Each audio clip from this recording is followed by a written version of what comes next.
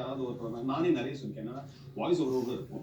யாரோ புதுசாக ஒருத்தர் ஆடிஷனுக்கு வராங்கன்னு வச்சுக்கோங்களேன், அவங்க வந்து நல்லாவே படிச்சிருந்தாலும் இது ஏற்றம் இறக்கம் இருக்கணும். நான் சொல்லுவேன், நான் இது சொன்னது கிடையாது. யாரோ கூட ஒருத்தர் இருப்பார், அவர் என்ன சொல்றாரு, ஏற்ற இறக்கம் இருக்கணும்ப்பா அப்படின்னாரு. வேற மாதிரி படிக்கிறாரு. என்னன்னா தான் வந்து ஒரு எக்ஸ்பீரியன்ஸ் பர்சன் அப்படின்னு காட்டுறதுக்கு அதை சொல்லுவாங்க.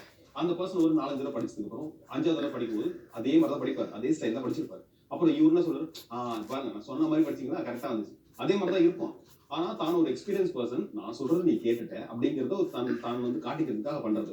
ஸோ எக்ஸ்பீரியன்ஸ் பர்சனுக்கும் இப்போ வந்து மணிமேகலையும் கொஞ்சம் எக்ஸ்பீரியன்ஸ் தான். பட் மணிமேகலை வந்து சன் டிவில இருந்து வரப்போ மணிமேகலை வந்து பிரியங்காவோட எக்ஸ்பீரியன்ஸ் மீடியா ஃபீல்ட்ல. பட் பிரியங்கா வந்து விஜய் டிவி எக்ஸ்பீரியன்ஸ் ஜாஸ்தி. அப்படி இருக்கும்போது இந்த கிளாஷ் அப்படிங்கிறது தவிர்க்க முடியாத ஒண்ணு. அண்ட் இங்கே பார்க்கப்படுதுன்னா டாமினன்ஸ், ரொம்ப டாமினண்டா இருக்காங்க.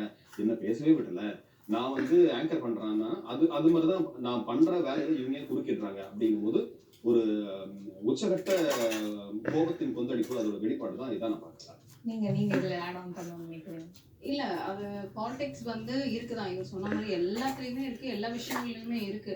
அதை நம்ம எப்படி ஹேண்டில் பண்றோன்றது இருக்கு இல்லையா. சில பேரால ஹேண்டில் பண்ணிட முடியும். அப்படி இருக்கிறவங்க தான் ஒரே டெலிவிஷன்ல ரொம்ப நாள் இருப்பாங்க. சில பேரால முடியாது. ஸோ மணிமேகலை சைட்ல இருந்து பார்க்கும்போது என்னால முடியல அப்படின்ற பட்சத்துல தான் அவங்க வந்து இந்த வீடியோவை வெளியிட்டிருக்காங்க. ஸோ நான் வந்து ஷோவோட ஸ்டார்டிங்ல இருந்தே சொல்லிட்டு இருக்கேன், எதுவும் கேட்குற மாதிரி இல்லை. ஸோ அதனால நான் வந்து குயிட் பண்ணிக்கிறேன் அப்படின்னு சொல்லிட்டு அவங்க சொல்லியிருக்காங்க. என்னை பொறுத்த வரைக்கும் மணிமேகலை சைடு மட்டும் பார்க்கணும், நம்ம பிரியங்கா சைடும் நம்ம பார்க்கணும் அப்படிங்கிற மாதிரி தான் எனக்கு இப்போ தோணுது. ஒரு சில விஷயங்கள் வந்து அதாவது இவங்க வைக்கிற குற்றச்சாட்டுக்கு அங்க இருந்து எந்த பதிலுமே இன்னும் இல்ல. சோ ரெண்டு சைடுலயுமே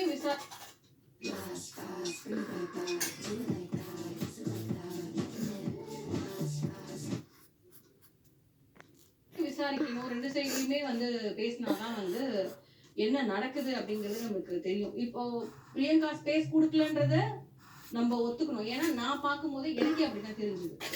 ஷோ பார்த்துட்டு இருக்கும்போதே நான் வந்து வீட்டில் அதை தான் பேசுவேன். ஏன் இவங்க பேசுறாங்க, இது வந்து ரக்ஷன் பேச வேண்டியது, இது வந்து மணிமேகலை பேச வேண்டியது, ஏன் இவங்க பேசுறாங்க, இவங்க ஏன் இன்ட்ரோ தராங்க, இவங்க ஏன் அவங்களுக்கு பேசுறாங்க அப்படிங்கிற மாதிரி தான் எங்களுக்கே தோணுது. ஒரு சில பேருக்கும் தோணி இருக்கு. ஸோ அதனால எங்ககிட்டயுமே வந்து டிஎம் பண்ணி சொல்றாங்க, ஆமா நாங்க கேட்கணும்னு நினைச்ச விஷயத்த நீங்க கேட்டிருக்கீங்க அப்படின்னும் போது ஓகே நம்ம கரெக்டா தான் பேசிருக்கோம், நம்ம பார்வையும் கரெக்டா தான் இருக்கு அப்படிங்கிற மாதிரி எங்களுக்கு தோணுது. பட் பாலிடிக்ஸ்னும் போது வந்து மீடியால பாலிடிக்ஸ் இல்லைன்னா இருக்கவே முடியாது. யாராவது ஒருத்தரை காக்கா பிடிச்சாலும் நம்ம மேல போக முடியும். ஸோ அந்த மாதிரி நடக்கிற விஷயங்கள் வந்து என்னால காக்கா பிடிக்க முடியாது அப்படின்னும் போதுதான் மணிமேகலை வந்து வெளியாகும். அண்ட் இன்னொன்று இதுல என்னன்னா, நாங்க நினைச்சதே வந்து மணிமேகலை சொல்லியிருக்காங்க. மணிமேகலை வந்து ஒரு போஸ்ட் போடுறாங்க, இந்த வாரம் சனிக்கிழமை போஸ்ட் போடுறாங்க, ஒரு 7 மணிக்கு போடுறாங்க. அதுக்கப்புறம் தான் ஷோவை டெலிகாஸ்ட் ஆகுது. நாங்க வந்து இந்த லேட் நைட் தான் பார்ப்போம், 10 மணிக்கு மேலே தான் பார்க்குறோம். நாங்க வந்து மணிமேகலை வீடியோ வந்து நான் பார்க்கும்போது என்னாச்சு, நம்ம நினைச்சதெல்லாம் அந்த பொண்ணு சொல்லுது. இந்த சென்ஸ் நாங்க வந்து தொடர்ந்து குக் கோமாளி பயங்கர ஃபேன்ஸ். இந்த பிக் பாஸ் மாதிரி குக் கோமாளி வந்து நாங்க ரீவைண்ட் பண்ணி பார்க்கக்கூடிய ஆட்கள். என்ன நடக்குது அப்படின்னு 1.5 மணி நேரம் இந்த எக்ஸ்டெண்டட் வெர்ஷன் தான் ஹாட் ஸ்டார்ல இருக்கும். டிவில வந்து ஒரு 1 மணி நேரம் 10 நிமிஷம் தான், பேலன்ஸ் 20 மினிட்ஸ் வந்து பிரேக், 1.5 மணி நேரத்துல பிரேக் போயிடும். ஆனா ஹாட் ஸ்டார்ல வந்து 1:25 1:30 வரைக்கும் போகும். நம்ம எக்ஸ்டெண்டட் வெர்ஷன் என்ன காட்டுறதெல்லாம் காட்டுவாங்க. நான் வந்து அதே ஒரு 2 மணி நேரம் வந்து பார்ப்போம். ஏன்னா அவ்வளோ பிடிக்கும். குக் கோமாளின்றது ஒரு ரொம்ப ஸ்ட்ரெஸ் பஸ்டர். இப்போ வந்து ரொம்ப ஸ்ட்ரெஸ்ஃபுல் ஆயிடுச்சு, ஸ்ட்ரெஸ் பஸ்டர் ஷோ. அதை வந்து பார்க்கும்போது என்னன்னா, நம்ம நினைக்கிறதெல்லாம் அந்த நம்ம நினைச்சது கரெக்ட் தான் இருக்கு. ஏன்னா நம்ம மணிமேகலை பேசுறதெல்லாம் வந்து இவங்க பேசும்பொழுது அது ஒரு கொஞ்சம் ஏன் முந்திரி கூட்டத்தனமா பண்றாங்க இவங்க. அவங்க தானே பேசணும், அவங்க பேச விட்றாங்க, அந்த பொண்ணு பேச கொடுக்குறாங்க. நீங்க என்னன்னா பொண்ணு எல்லாருக்குமே ஒரு 10 ஆடியன்ஸ் இந்த சென்ஸ் ஒரு படத்துல வந்து ஜூனியர் ஆர்டிஸ்ட் இருக்காங்கன்னா எல்லாருக்குமே ஒரு ஆசை என்னன்னா நம்ம ஸ்கிரீன்ல வந்துடணும்னு ஒரு ஆசை. யாருக்காவது ஒருத்தருக்கு இந்த டயலாக் இருந்தா ரொம்ப சந்தோஷப்படுவாங்க, ஆக எனக்கு டயலாக் இருக்காங்க. அப்படி இருக்கும் பொழுது எல்லாருக்குமே ஸ்கிரீன் பிரசன்ஸ் ஒன்று தேவை. அப்போ நம்ம வந்து ஒரு பெரிய ஆங்கர், நம்ம எதாவது பண்ணிக்கிட்டே இருந்தாலும் ஸ்கிரீன்ல தெரியும். இன்னொன்னு அந்த இடத்துல வந்து 8, 10, 12 கேமரா இருக்கும்போது ஒவ்வொரு குக்குக்கும் ஒரு கேமரா இருக்கும் கண்டிப்பா. அப்படி இருக்கும்போது நம்ம பண்றது கண்டிப்பா தெரிஞ்சே ஆகும். ஒரு கடத்துல பாத்தீங்கன்னா நீங்க பாத்தீங்கன்னா ஷாலின் ஜோயா மட்டும் தான் நிறைய தெரிஞ்சிருப்பாங்க, அவங்க எலிமெண்ட் ஆகிற வரைக்கும்.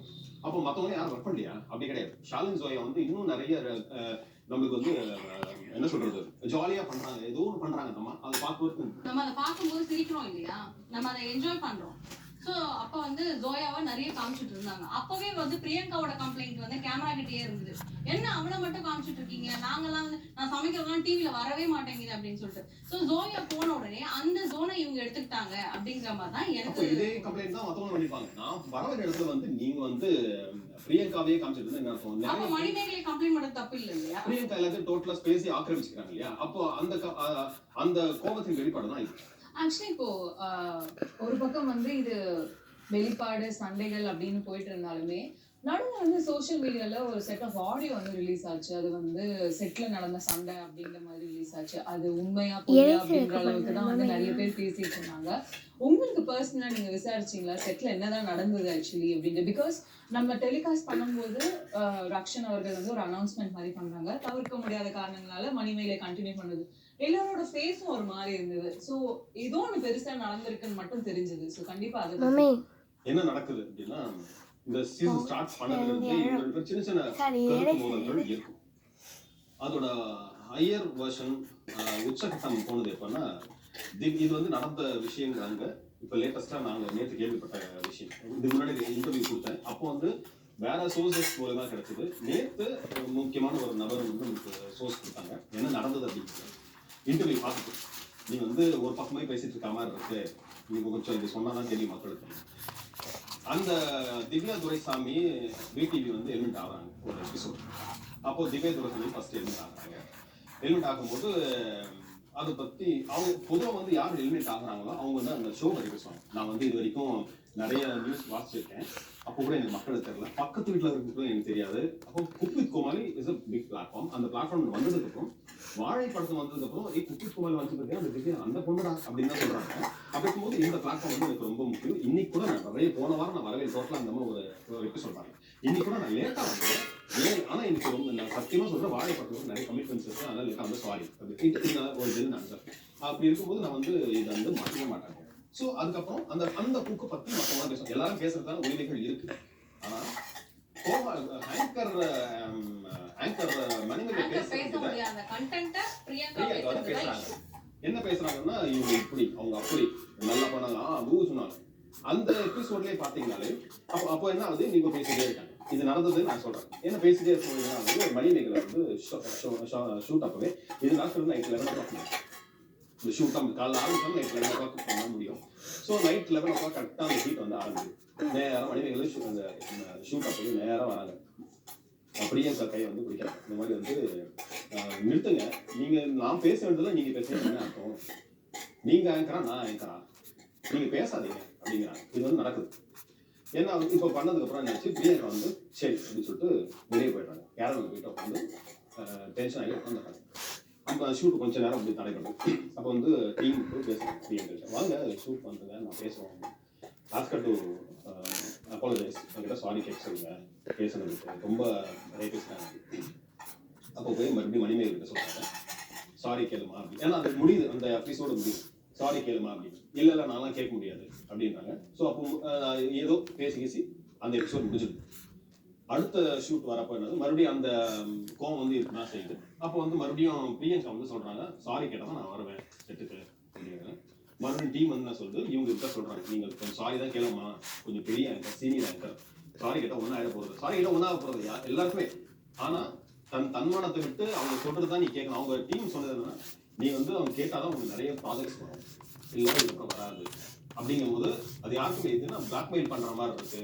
ஆல்ரெடி இருக்கு ஷோஸே கிடையாது, நீங்க இப்படி சொன்னீங்க என்ன அர்த்தம் அப்படின்னு கேட்கும்போது தான் அவங்க சொல்றாங்க. அப்போ நீங்க அந்த எபிசோடை பார்த்தீங்கன்னாலே 3 பேரையும் இந்த அக்ஷய் கமல், சுஜிதா, இன்னொரு இருப்பாங்க. இவங்க 3 பேரையும் வந்து மணிமேகலை இன்வைட் பண்ணுவாங்க. அடுத்ததா வர போறாங்க அப்படின்னு சொல்லிட்டு நாங்க வீட்டில் பேசிட்டோம். அடுத்தது பிரியன்